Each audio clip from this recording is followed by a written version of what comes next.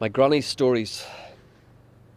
Under a quilt of stars and wind and trees, in a farmhouse high on its nest on Crow Hill, my granny whisper-lilted her nightly stories of the man who left hearth and home and all worldly cares behind one fine spring morning, to join the fairies, stepping through the veil of a sudden sunshower, and how, amidst the mourning at his own wake 1 week later, he reappeared in the clothes he'd left in, boots still caked in dung, but wearing a faraway look the neighbours feared. And then the man who keened for his dead wife, and visited her one midnight in the graveyard, and dug her up, hacked her fingers with a knife to claim her emerald engagement ring. How he screamed when she sat up, come back to life, and asked him not to rip the satin lining. The stars outside the wooden-framed box window of my granny's bedroom glistened, listening to her spin a web, an otherworldly glow,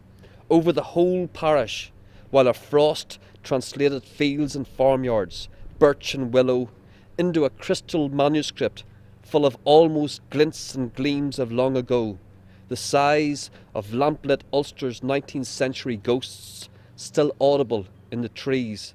like lullabies.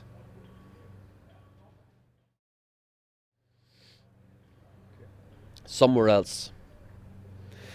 Deirdre lived up a lane behind our house, at the edge of a council estate. In fairyland, it seemed, the way her chestnut hair would blow in wind, and the light in her elfish eyes, as green and deep as the forest we played in, would leap and lick like fire in enchanted sunlight. Every evening after school, we'd turn our backs on our mother's calls to get chores done, on the others playing hopscotch or throwing stones, and step into the haunted shade of the woods to tell each other stories and hold hands in a leafy otherworld out of make-believe. Our favourite was always the Wizard of Oz, where she was Dorothy in her gingham dress, and I was the Scarecrow looking for her brain, and always falling for her far-fetched tales of the Emerald City at the end of the yellow brick road, really a hoof-marked cattle trail through the trees. Watched by small eyes of rabbit or fox or stoat or crows up in the high caw-echoing branches,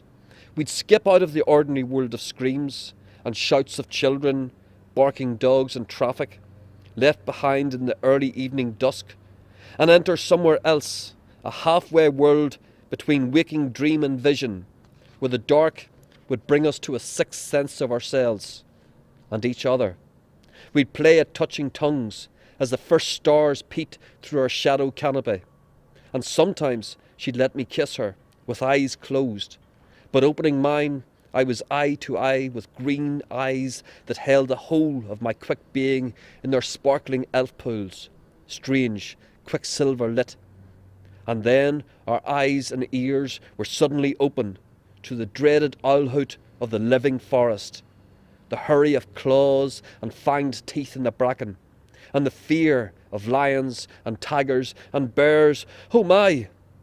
The pricks and thorns of briars and brambles shone with wicked malice, like midwinter frost. A chill went through us, and we knew we had trespassed on the witch's eastern frontier. There and then, Deirdre would stand up, straighten down her dress with snow-white hands, say it was time to go home, and click her ankle-socked fey heels together, as I came back to earth in the once again unmagical birch and evergreen trees that led back to the real world, and the gathering dark of a council estate at tea time, full of bikes and empty swings and space hoppers left outside, my head full of starlight and emerald, secret places, to follow her out into the glistening night.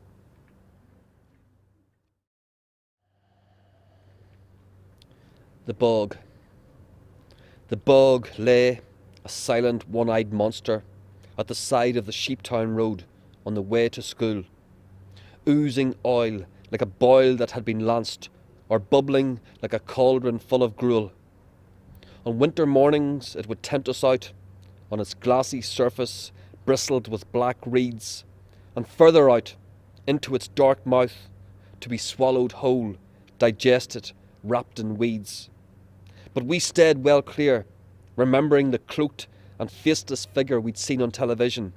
floating over silent waters choked with water lilies, willows, and lost children. In summer too, it filled the air with a dank heaviness, like a carcass left for days. June afternoons festered, rotted, stank, in a buzzing, throbbing, glistering heat haze, where vision whisper wavered like a dream,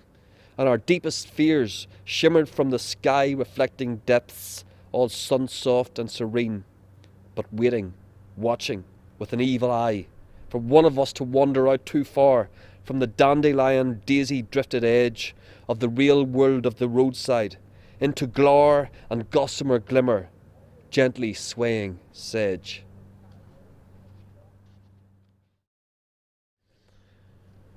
A long time ago, in a distant galaxy far, far away, I'm stood outside the Frontier Picture House at the end of Hill Street with my mum and dad and every kid in Newry, hyper, mad. We're queuing up to see George Lucas's space adventure, Star Wars. In the grey distance are the mountains and the sea, and rain falls slowly through the evening air, all the way down Hill Street, like a veil or curtain through which we enter the unreal. Not to worry though, I have my sabre made of starlight for such an emergency, and I'm busy fighting off the Emperor's evil advance upon our little border town, using the Force to guide my fighting arm like a Jedi warrior should. Around me, stormtroopers die in agony, brought down to earth by a simple peasant boy. Darth Vader's beginning to wish he hadn't joined the dark side, but too late, as I move like wind beyond his grasp and somersault over his head, sword in hand, to face him turning round, bewildered and struggling to breathe behind his robot mask, as I send him hurtling into the astral void. Meanwhile, down Hill Street, an army street patrol is moving slowly through the twilight dusk, eyes alert to any sudden movement, while from the shadows a one-man regiment of the rebel forces watches them, adjusting the sights on a long-range sniper's rifle.